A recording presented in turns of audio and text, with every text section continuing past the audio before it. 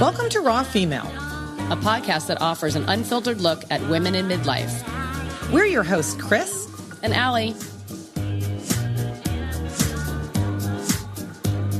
Yeah, and actually, let's have Pei-Li just introduce herself. So give us your I'm a name reproductive and endocrinologist. My name is Pei-Li Huang, and mostly I do infertility. But because infertility isn't what we all started out training for, we train as reproductive endocrinologists, learning about menstrual cycles, pediatric, gynecological, young women, sort of the reproductive health from puberty to menopause.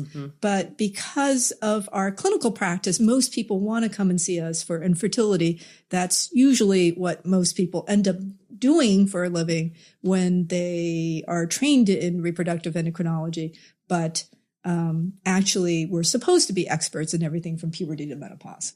Thus, you can see why I would you gravitate towards her Pei-Li at a party and start talking about vaginal dryness. I mean, plus Pei-Li is super approachable. Yeah, totally. Yeah. So did you, when you started out in the medical profession, were you going towards this, or did you think you were going to be more of a traditional gynecologist at some level? What was I thought I was always interested in hormones. Hormones are really cool. Super cool. I am late to the hormone party. And I tell you, it's true. You're not the only one. I think women of this age, I'll be honest, I don't think that most of us know actually what role hormones are playing in our body more than, my hormone levels are off now that I'm going through menopause. Honestly, I think that basic statement, I think that's really as far as we've gone as far as educating ourselves on what hormones. And you also, when you go to the doctor, depends on what doctor you get. Like Kris and I have had very wide swings of what the doctors are saying when you go either for your annual or just if you're just going to get a physical or whatever. Sometimes hormones don't even they're not even discussed. Hormones rule everything. Yes. Hormones affect everything. I mean, exactly. There's this whole theory that cells have a gender, and, people do medical research and mainly they do research on men. They don't do research on women and how specifically female hormones, estrogen, affect different disease states. Women respond differently to drugs than men do. Women have different symptoms of heart disease than men. So hormones really rule everything.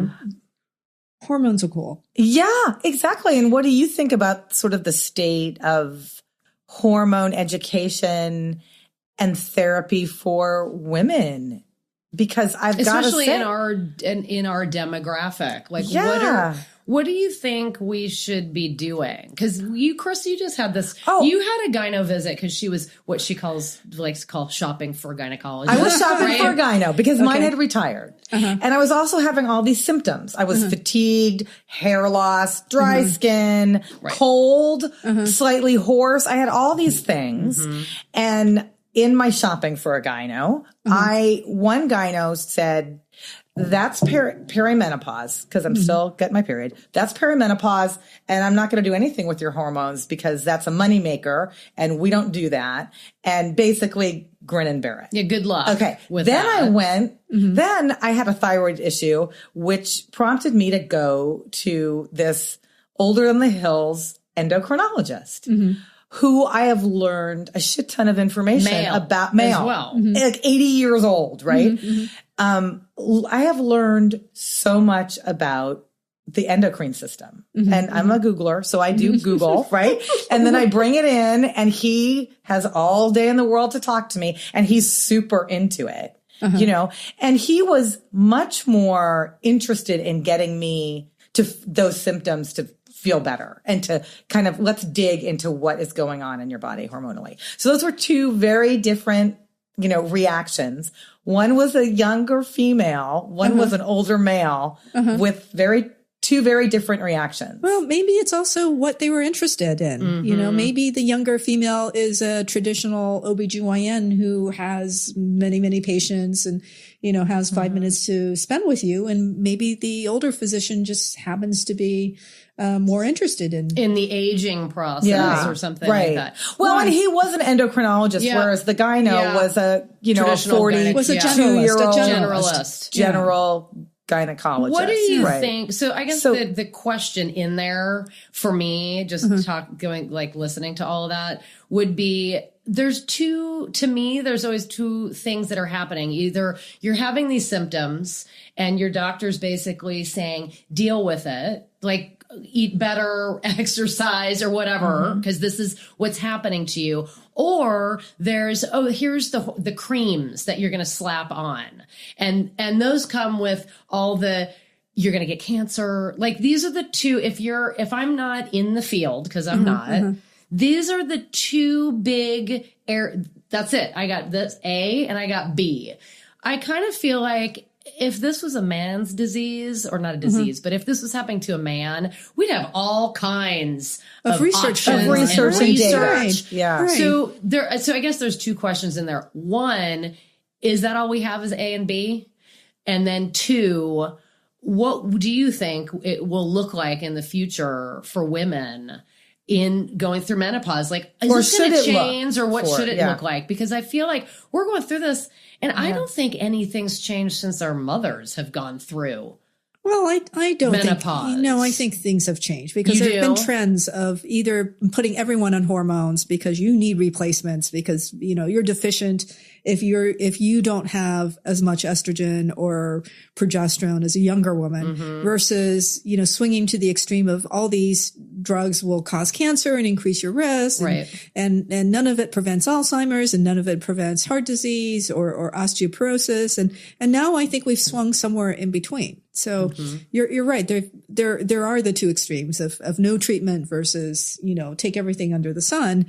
And the truth probably lies somewhere in between. When you're treating or if somebody comes in and talks to you about menopause, or if your girlfriends do, like we are right now, you know, sort of just like, what would I recommend? I would say now, you know, I practice mostly infertility, so I'm not seeing the menopausal women. But if I did have someone like that, I would say, you know, go to your gynecologist. You know, hopefully it's somebody that, you know, has the time to talk to you about the latest research and take the hormones that you need to take to feel better. But, you know, you probably shouldn't be on those hormones forever. Okay.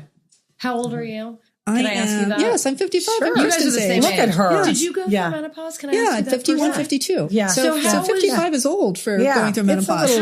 How did you go through it personally? I just stopped having, I want to say that I had, 2 periods that were about 2 months apart, and then I stopped having periods. I didn't have hot flushes. You didn't have any of that. No. And you didn't have any like, oh, I gained 20 pounds, or my hair was falling out, or you didn't have any like. No, I was really lucky, and it really depends, you know, on your ethnicity. Yeah. You know, it depends, you know, on your body weight. I think people that are thinner may suffer from more perimenopausal symptoms. Because people that are Asian typically don't have, you know, as much perimenopausal is that true? symptoms. Interesting. You know, compared to people that are Caucasian. Yeah. That's our dog listeners. You know, the main thing that bothered me, as I told Kristen, was vaginal dryness. So then I went to my gynecologist and I said, Cindy, what should I do? And she said, use Vagifem. Yeah, and you said don't use the generic. So what is it don't use Vagifem. So Vagifem is a very tiny micro, it's like, I forget, it's I think 10 micrograms of estradiol. I don't remember the exact dose, so don't quote me on the exact dosage, but it's a very, very tiny pill that you place into the vagina, like with a little applicator, like a tampon applicator. Okay. And you use it once or twice a week. And it's such a tiny dose that it affects the vaginal mucosa, but it doesn't, such a small amount gets absorbed that you don't need to take a progesterone. So in the past, if you wanted to take hormones and you had a uterus, you had to take estrogen and you had to take progesterone because you didn't want to take unopposed estrogen because you might get uterine cancer. So there all this generation of women that were afraid to take hormones because they didn't want to get uterine cancer. But you can take this very tiny dose of estradiol without increasing your risk for uterine cancer. Okay. And so then what happens after? But it was expensive. Oh, really? It was really expensive. Is it still expensive? Well, a generic came out. And then when I tried the generic, I said it didn't work as well. And when I told my gynecologist, I said, Cynthia, I don't want you to prescribe this generic. It doesn't work as well. She says, you know what? Other people have been telling me that, but I never believed them. But I believe you. So now she's going to, she believed me because I was a doctor and her friend. And so now she'll tell other women that they should not. That's important. Okay. And is your insurance covering it now I'm not sure if my insurance is covering it because of deductibles and things like that. Well, that's another thing I want to talk to you about. But so let me just ask you. It's expensive. How many years do you stay on the Vagifem? Like, so you say you started at mid 50s and you're doing it. I think you could stay on as long as you're sexually active. Okay. Because it's such a low dose. It's such a low dose. Okay. I just don't think that we're having enough conversations about all of this. Yeah. I'm just going to say that. I just don't think we are. I don't think I'm not feeling like it. And I'm feeling like we have plenty of conversation about men's needs. Yeah. It's enough about men don't go through menopause. No. Yeah, they don't have a lot of this. They do. I'll take that back. A lot of times when I'm counseling my infertility patients, it is often about the men who are, having trouble performing. And they're just as embarrassed to talk about it. For some reason, they'll feel very empowered about talking about it with me as an infertility specialist. Yeah. But they probably don't talk about it to their PCPs. They probably don't, talk about it with their friends. The only person they feel comfortable talking about it with is their infertility doctor. Wow. So men have sexual function issues too. Okay. They have drugs for men. Well, unfortunately, don't we all there are know? no drugs for women. Yeah. This is the other thing is that we are bombarded with Viagra and Cialis ads. Like, really? And Botox, so we can look prettier. So women can look prettier, but we're not bombarded. But there are no medications. We talked about medications for vaginal health, but we didn't talk about medications to increase female desire. Yeah. Or desire. Why is that? Is that because we're just not putting enough funding towards research and development for women's health? I think that's one. Yeah. Why else? What do you think? Number two, I think people don't feel that female orgasm is important enough to do research on. Well, do you think that's because they're mostly men that are in positions to make those decisions? I mean, what's the medical community look like? Is it still heavily male? Like more and more women are going into OBGYN, and it is still very difficult to have a career and do research, and there's less funding all around for clinical trials. I think it's a combination of everything. So what? So you would characterize it as lack of funding, lack of interest, female, whatever sexual, health is less important perhaps than men's sexual. But to me, that health. Seems like the patriarchy. Okay, I think that's probably true. Yeah, right. And then also, but it seems like women's, women's pathway to orgasm is much more complex. It's less physical, and it's probably a combination of psychological and physical factors. It doesn't always have to do with the little nurse's outfit. No, but it's true. And I mean, it takes somebody who wants to I think there is more being done on female libido and medications for female libido. I think that there, am I wrong? But I think there was a medication that was FDA. I was just going to ask you. There was, and I need to check. We'll have to drill into that again. But let's just it'll be in the show notes. But I'm not seeing. Here's the thing: it's not in the mass market, the mass market, like the men's. So, like the men's stuff is. I think all of that. And it's not on the commercials, with not on the commercials with two they're not couples in tubs, right? They're not putting money towards that. Let's just say that. I mean, Kris and I joke because I had to get a mammogram the other week, and I'm like, if a man had to go through this whole thing, they'd be throwing money at that and coming up with some other procedure There's I no know. man that's going to ever Pancake your unit your and- whole entire yeah. breast to the point where I was sore afterwards. That's barbaric. Men would never put up with that. Right. And so some of it, I think, could just be lack of education, is understanding the female Sexual desire and how all her parts work and why.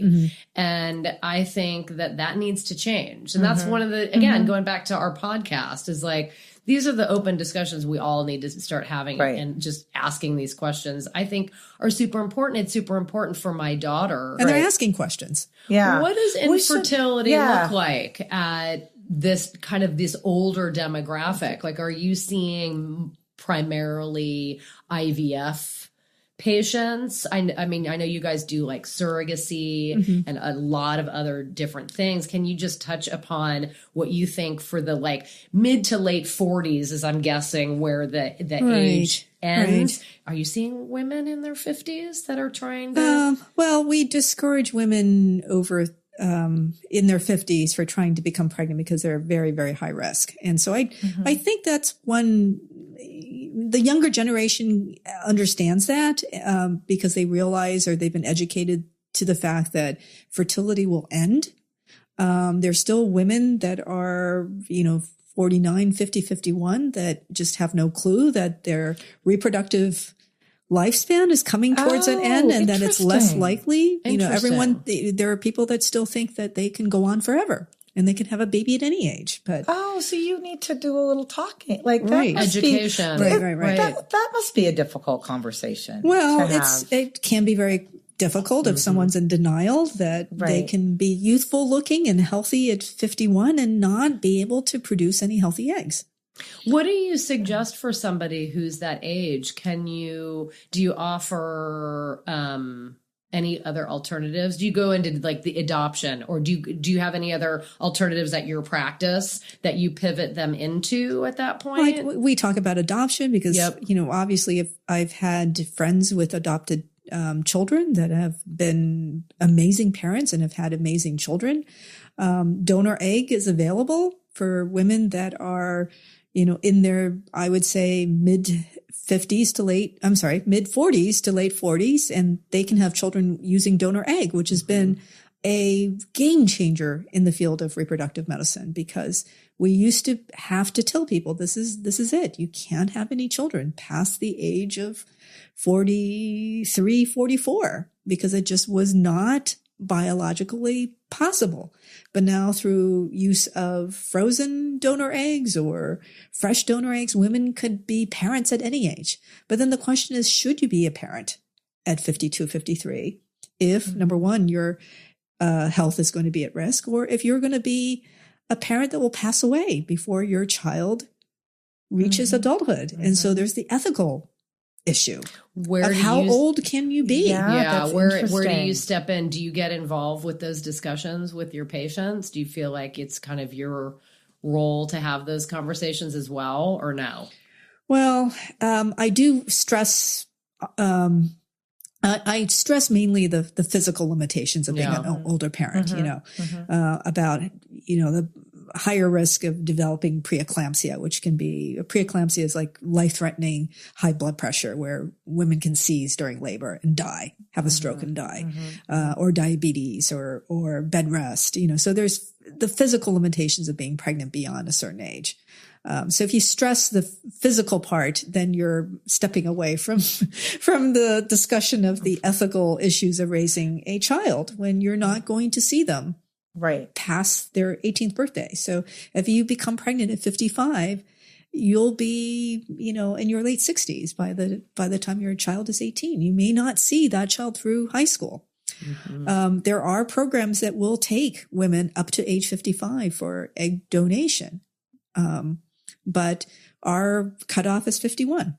Okay. How does the egg donation take us through that? Yeah, how does that for work? Somebody that's, in their early 40s or mid 40s or whatever? Are they, so how, and they want, if they want a child and they are, meaning either they want to carry a perimenopausal, child. right? If they want to become pregnant, you can purchase donor eggs in the same way that you could purchase donor sperm. And these are eggs from younger women who are fertile.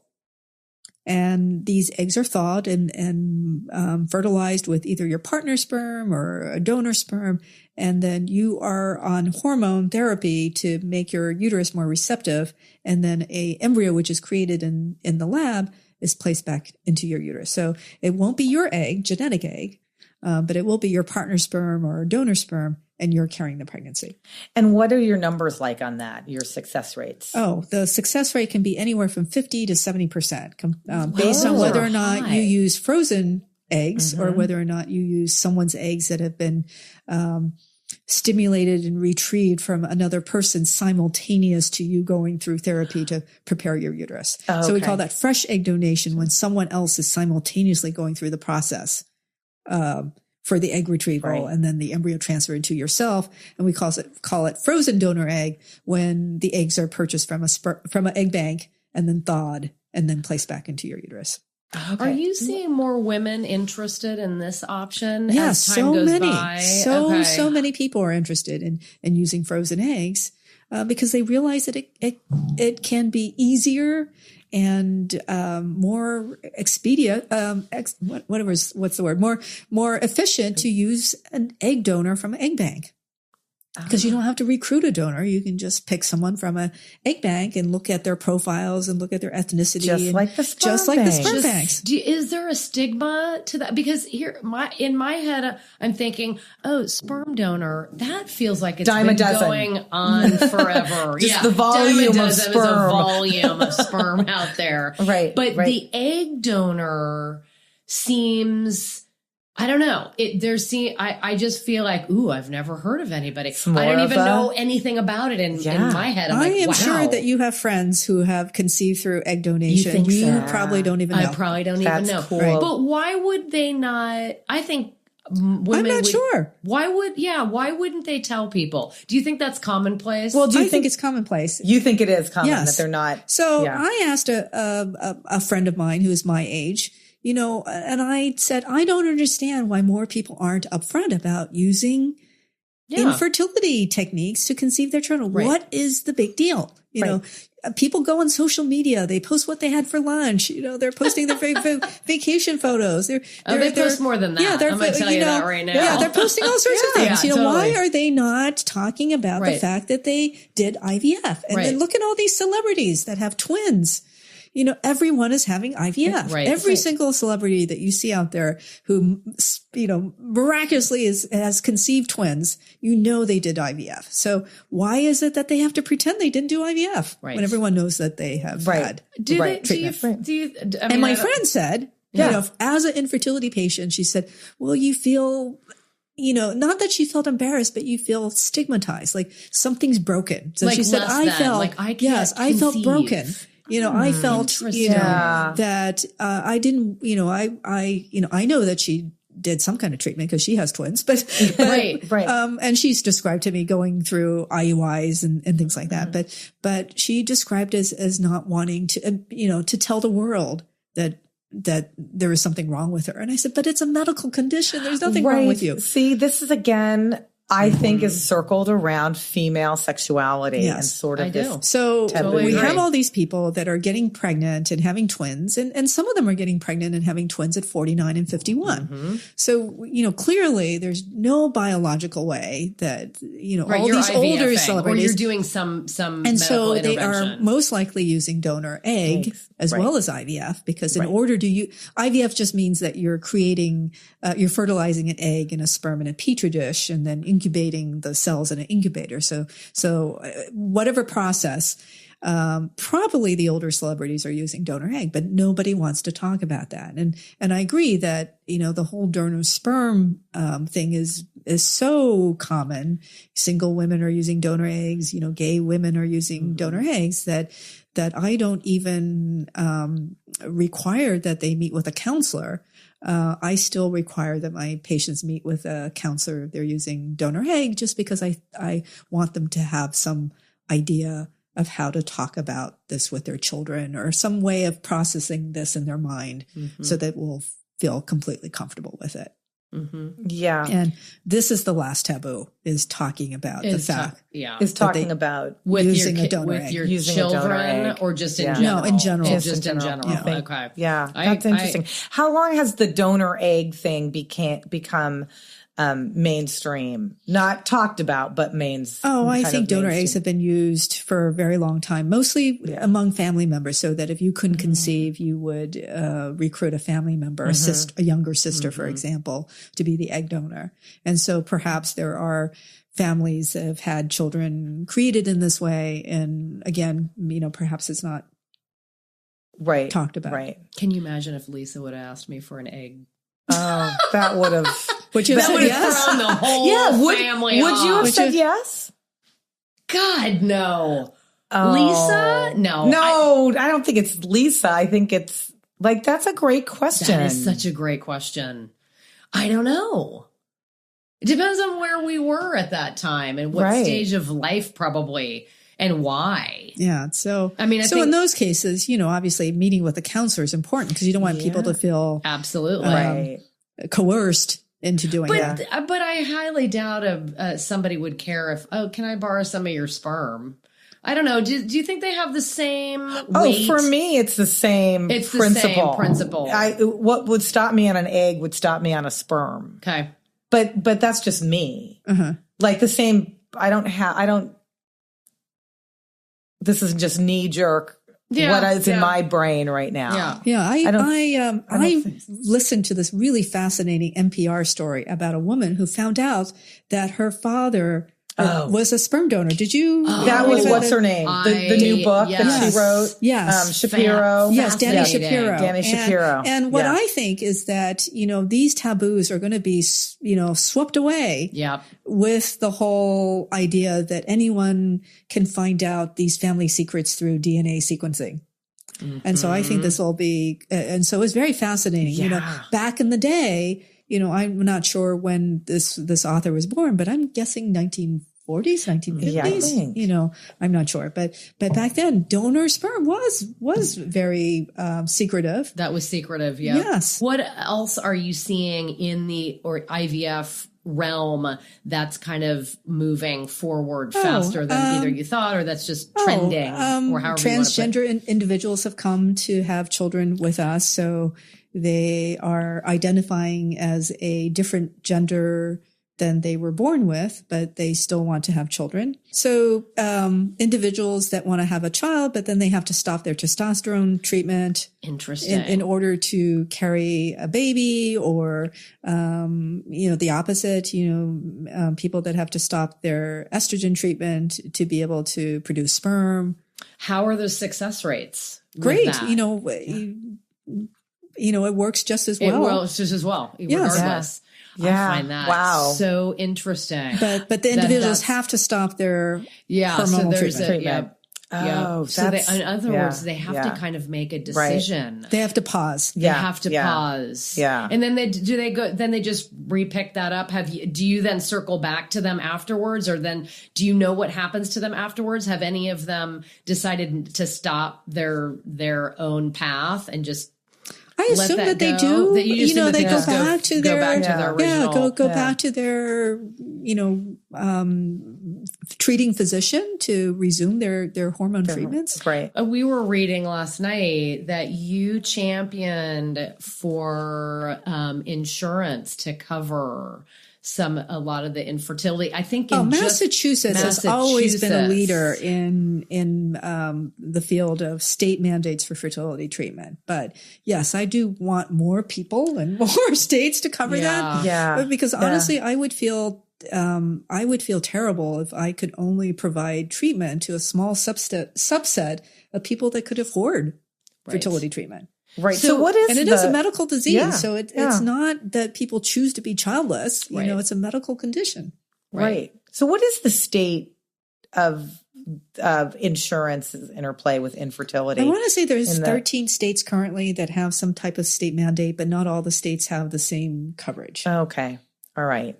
And the state mandate is that if you're going through that one of those processes, that insurance if you have has private to or cover commercial insurance as opposed to a Medicaid plan or a federal plan. Okay. Because those are exempt. Okay. Yeah. And it varies, so it'll vary depending on the state. Okay. Right. Some insurance companies may make only 5,000 available. And that's their right. Coverage.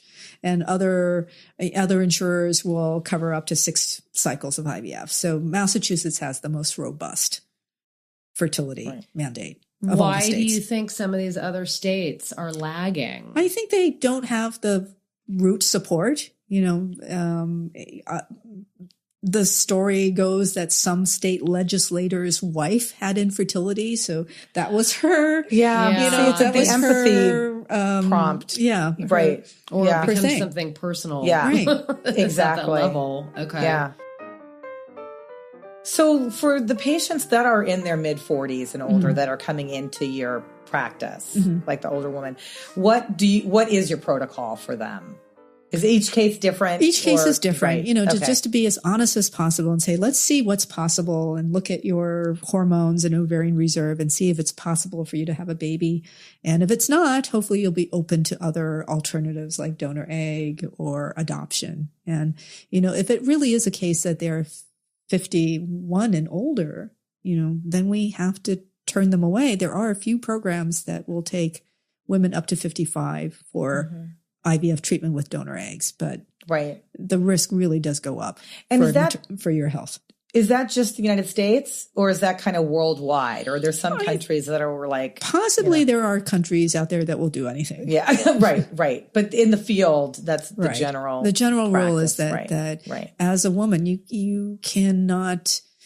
You may be the most physically fit 55-year-old woman, but that still may be too high a risk for you to die during pregnancy.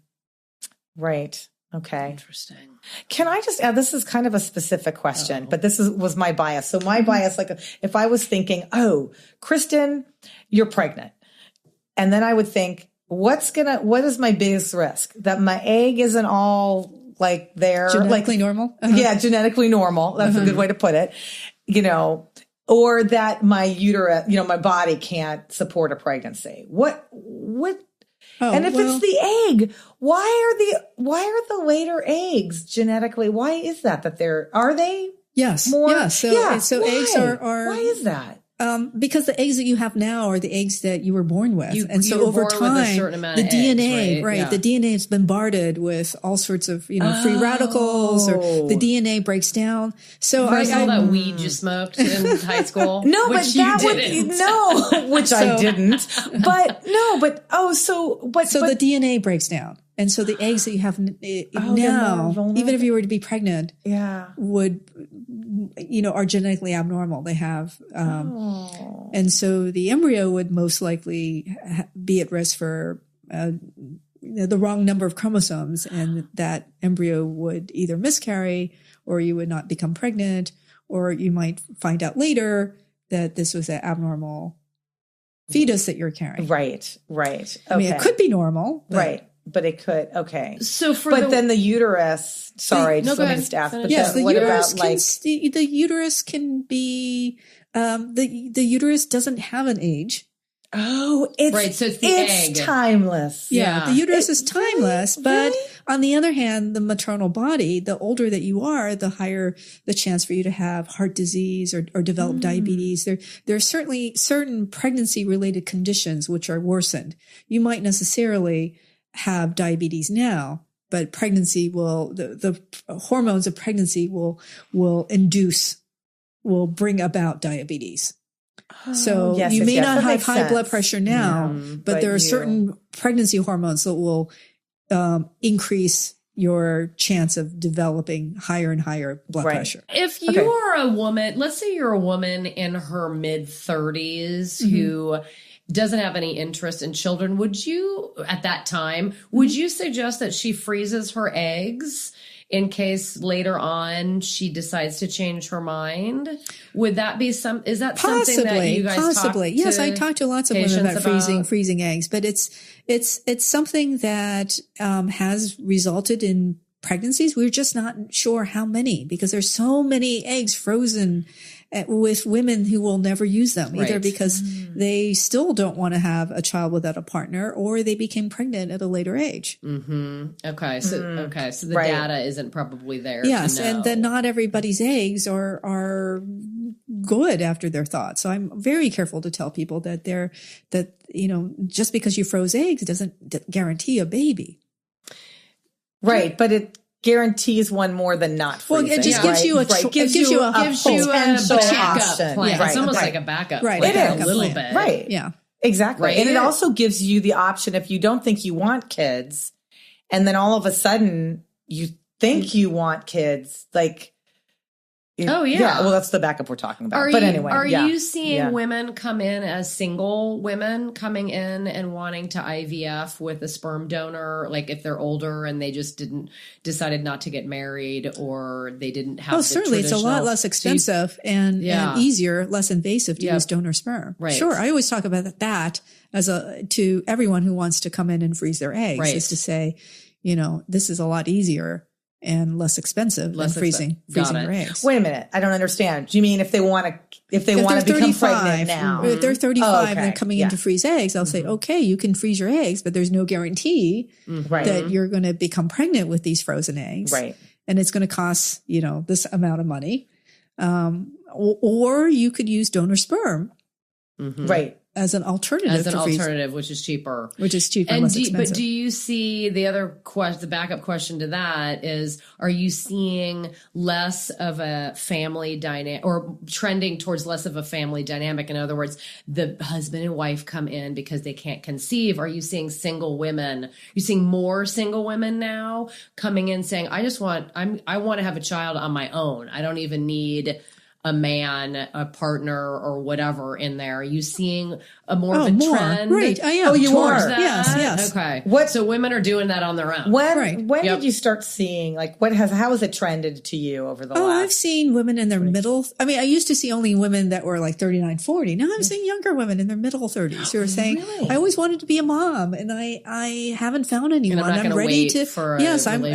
I'm not going to wait, and I don't have the money, or I don't want to freeze eggs, and I'm going to try donor insemination. By the way, women can handle that. Yeah. I just feel almost like, I think women are getting stronger. Do you think that women are getting stronger as they get older? Like they know more what they want? I mean, I'm asking you that just as a general question, not as a doctor. I just feel like as women are getting older, they're getting more like, I know what I want. And I'm just wondering if that includes family planning and not having a partner. I think people are very empowered, so whether or not they're two women coming in together. So it's, and, they used to go, in Boston, they used to go to the Fenway, which is a clinic specifically for, LGBTQ. Yes. Yeah. But now they're just going to their regular gynecologist. Yeah. Oh, it's not segregated to like a certain one clinic. It's almost, so it's very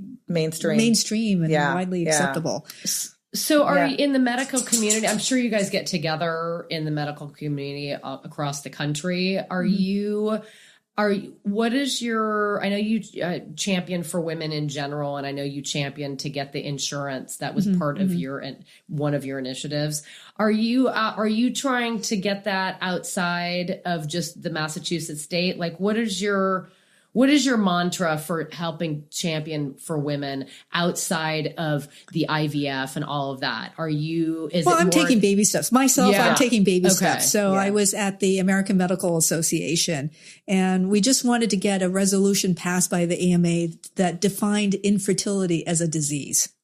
So it was defined not as a disease. That means something's completely separate, as opposed to it's a lifestyle choice. So if the AMA could champion or make a resolution that infertility was a medical disease, that has a different connotation.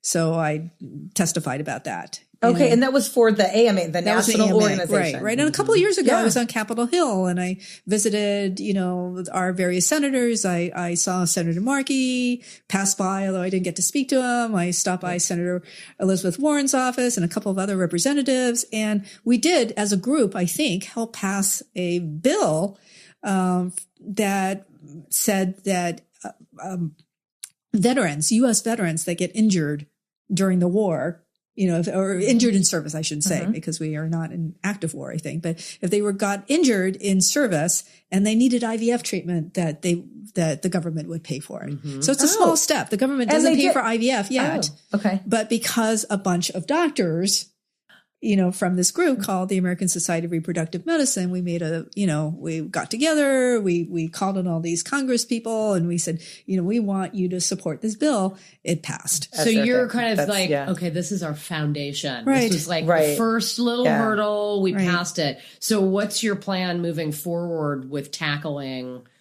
I don't know yet.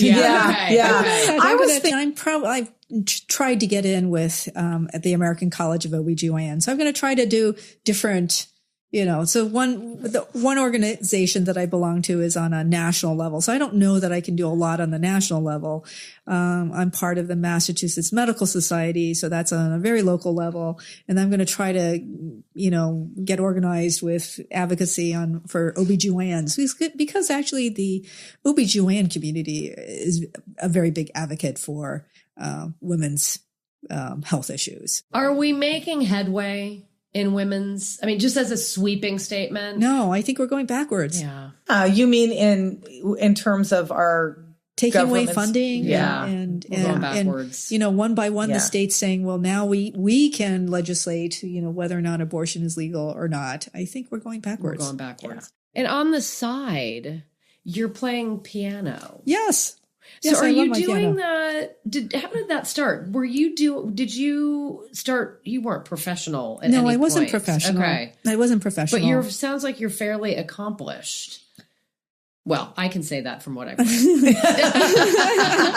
You're accomplished. I'm just going to say you're accomplished. I'm a serious amateur pianist. So I take lessons and I play chamber music. So I haven't practiced as much as I had in the past because now I'm busy and I have, homework to do at night, catching up on notes. Don't let me get started on electronic medical records and things like that. But I try to practice the piano almost every night. Right. And as you get older, you realize that you can accomplish more in smaller amounts of time if you just have laser focus. So I'm just laser focused on my, 15 to 30 minutes of practicing when I can get practicing in.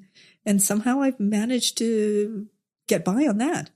Are you, this is for pure enjoyment, correct? It's pure enjoyment. Are you doing any, do you do performances out there anywhere? I just put on a series of home concerts. So I played for a group of 25, 30 friends at my house. And the day before I played for a group of probably 25, 30 people at my violin partner's house. So we're two doctors that we knew each other at the hospital, but never knew we were musicians until my husband saw him at a concert. And I'm almost face blind. I can never recognize anybody. I love that. I'm really, really face blind. I have to introduce myself. Hi, I'm Dr. Huang. Forgive me if I don't recognize you, but I'm really face blind. So I found out that my friend, the chief of OBGYN, was a violinist, a serious amateur violinist.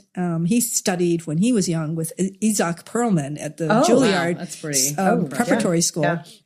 And we've been playing music together. So I take solo piano lessons and I take chamber music lessons. And in terms of the thing that I couldn't live without, it's my Steinway D, which is a 9-foot concert piano. Oh, and how I got this piano is that my husband, Dennis, saw this ad that they were having a sale at Steinert's in Boston. He said, let's go. I was like, no, I don't want to go. See, we love Dennis already. I don't want to go already.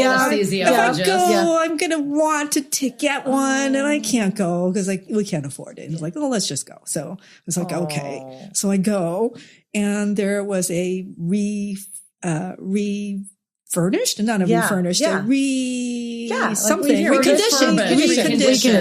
Steinway that was at a high school like Belmont High School or something like that. It was a concert 9-foot Steinway that it was too big for them. They traded it in for a small piano. And I was like, well, who would trade in this beautiful thing for a small piano? But they did. And I saw it. It was beautiful and I loved it. And it was so, for a concert D piano, it was less money, but it was probably about the cost of a Tesla. Oh, okay. So we love Dennis. Okay, we love Dennis. Even more now. Tesla. Dennis so so the people, the sales lady said, just sit in this conference room and talk about this piano.